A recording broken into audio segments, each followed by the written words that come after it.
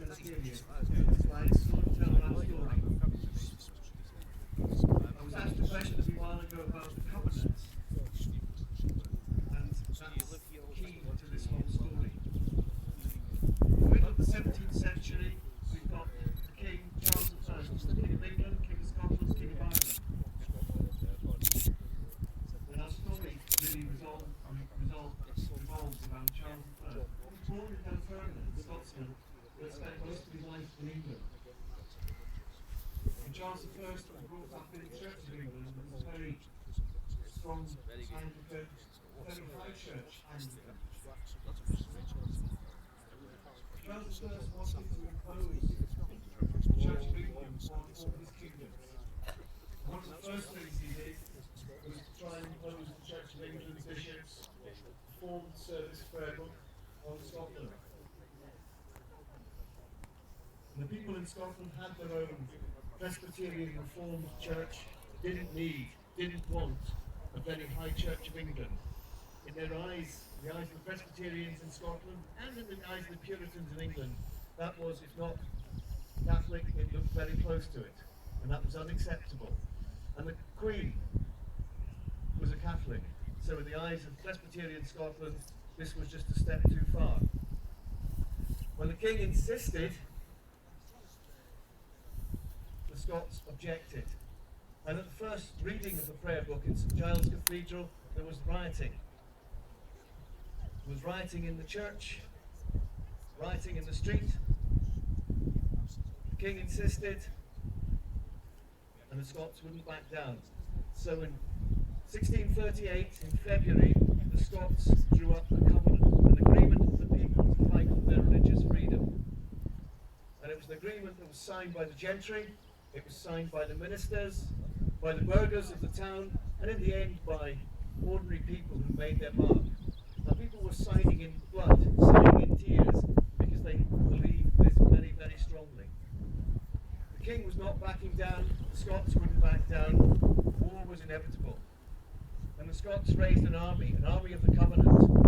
And the King raised an army in England in 1639. The Scots went to war with the King. The blue and white saltire at the end. Traditional saltire, if it flies, we can see a motto on it. And the first word of that is covenant for religion, king and country, crown and country. So there's the covenant on the banner. 1639. Grand strategy was organised. The English would invade Scotland from the south. The Scots royalists who were loyal to the King would rise up in Scotland, and an Irish army would be brought up the Clyde. Well, the English never got as far as the border, the Irish never appeared at all, and the royalists in Scotland were quickly subdued. It was a big 2-day battle outside Aberdour, and then peace was made. But it was a peace that neither side were going to accept, and in 1640, the Second Bishops' War, the King went to war with Scotland again. An English army moved up to the border, the Irish were expected any minute, they never turned up, and there was some skirmishing over Scotland. Edinburgh Castle was taken after a 7-month siege when the garrison finally gave up. There was scurvy, their teeth were dropping out. Dumbarton was taken, Killarney was stormed and taken, and the Scots army invaded England. The Scots army marched south, and they crossed the River Tyne at Newburn, which was the lowest fording point on the Tyne. So the Scots musketeers marched through the river when the tide went out. They beat the English army on the other side of the Tyne, and then entered Newcastle from the south. So the Scots had captured Newcastle, cutting off the coal supply to the south of England, and they sat in Newcastle for 12 months. So the King had to pay his soldiers for his 2 wars against his Scottish subjects. He had to buy Newcastle back from the Scots. The only way to do that is to raise taxes. So he raised taxes, or tried to raise taxes, from his English subjects so he could fight his Scottish subjects. And his English subjects, in the end, rebelled at that idea.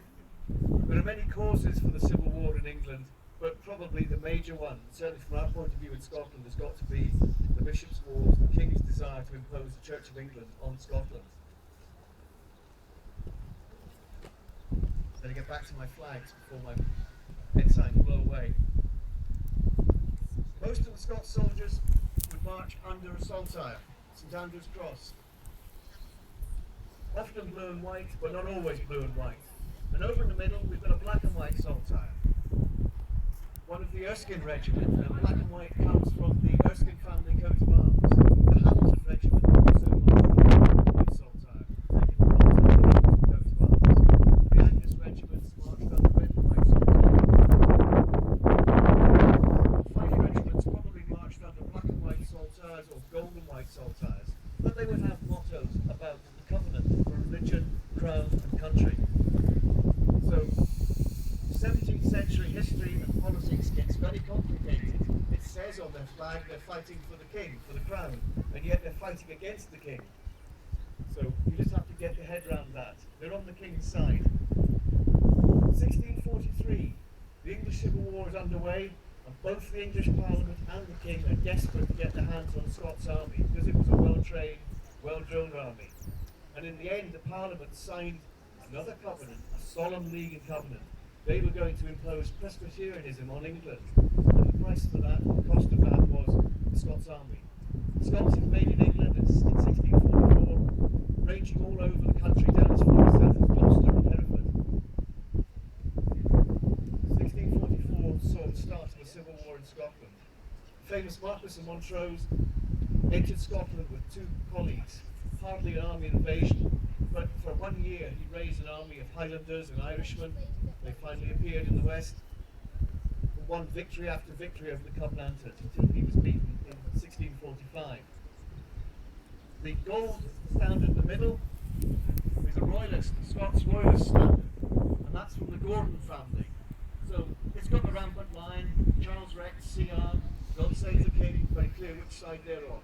But that's the Gordon family, who were a very strong royalist family. Montrose in the end was beaten. The Scots in the end by 1648 changed sides and became royalists and were beaten at Preston. And in 1649 the English cut the head off the king, who was King of England but also King of Scotland. And in 1650 Marquis of Montrose re-emerged into Scotland with a very small royalist army, landed in Kirkwall in the Orkneys. And his army marched under a black banner with the seven head of the king on it. Very morbid looking banner, and a very short-lived campaign. They were destroyed before they got as far south as Inverness, and Montrose in the end hung, drawn and quartered in Edinburgh.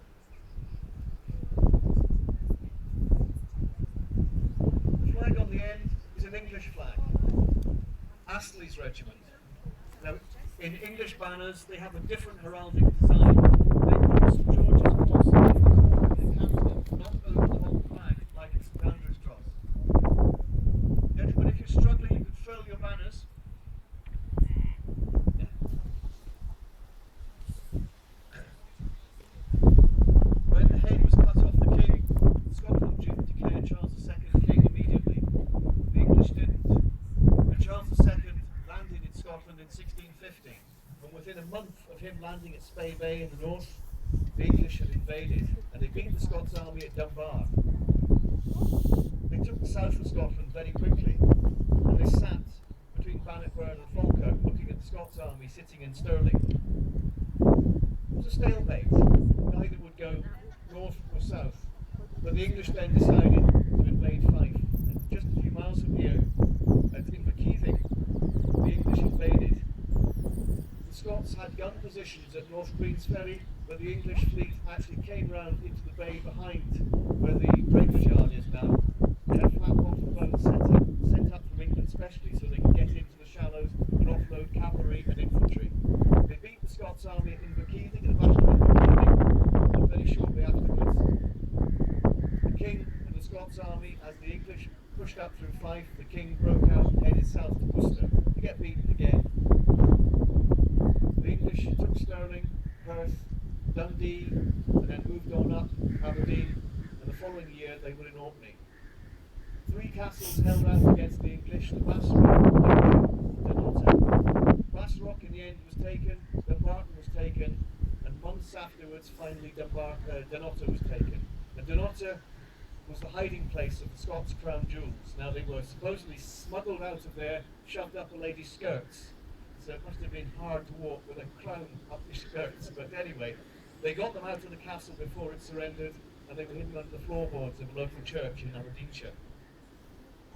Scotland is under Oliver Cromwell's control.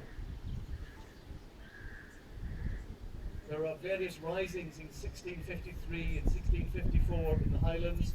The English fleet sailed up the Hebrides, and one of the places we run events is Duart Castle on Mull. Well, the English fleet landed in Mull to have a go at the Macleans, but they were actually destroyed in a storm, so that worked out quite nicely for the Macleans. Thank you, gentlemen. You come down. Ladies and gentlemen, that's the